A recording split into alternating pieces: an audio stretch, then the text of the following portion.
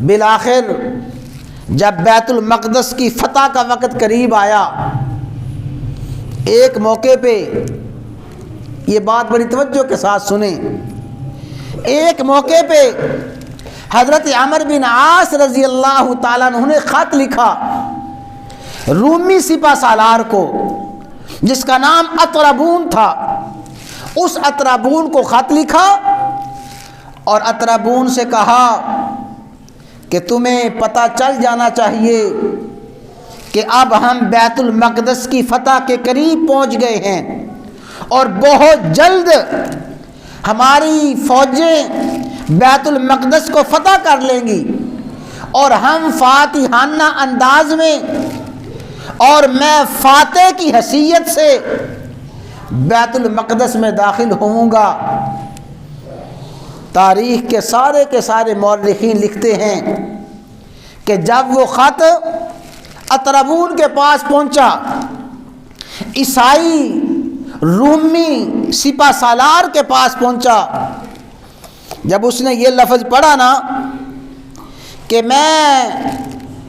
بیت المقدس کے فاتح کی حیثیت سے بہت جلد بیت المقدس میں داخل ہونے والا ہوں، ہنس پڑا، ہنس کے کہنے لگا بیت المقدس کا فاتح اور امر، یہ کیسے ہو سکتا ہے؟ امر بیت المقدس کا فاتح کیسے ہو سکتا ہے؟ اس کے لشکری سپاہی پوچھتے ہیں جناب والا اس میں حیرانگی کی بات کیا ہے؟ اس لیے کہ عمرو بن عاص کی فوجیں بیت المقدس کے دروازے پہ دستک دے رہی ہیں اور حالات یوں نظر آ رہے ہیں کہ بہت جلد وہ فاتح کی حیثیت سے بیت المقدس میں داخل ہوگا۔ اس نے کہا نہیں، عمر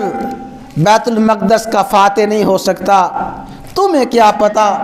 میں نے اپنی آسمانی کتابوں کو پڑھا ہے، میں نے تورات کو پڑھا ہے، میں نے انجیل کو پڑھا ہے، میں آسمانی کتابوں کا علم رکھنے والا ہوں۔ ہماری آسمانی کتابوں میں بیت المقدس کا فاتح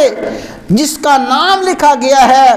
اس کے نام کے حروف 3 ہیں، اور امر یہ 4 حروف والا نام ہے۔ امر بیت المقدس کا فاتح نہیں ہو سکتا، بیت المقدس کا فاتح وہ ہوگا جس کے نام کے حروف 3 ہوں گے۔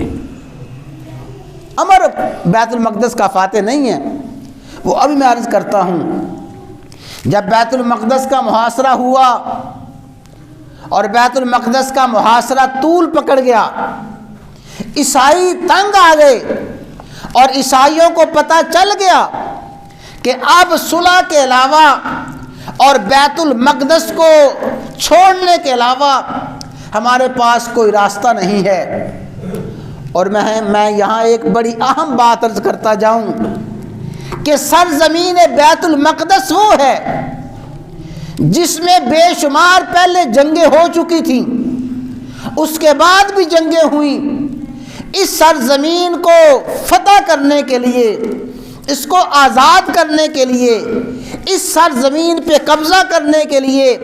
ہزار ہاں نہیں بلکہ اگر یہ کہا جائے تو مبالغہ نہ ہوگا،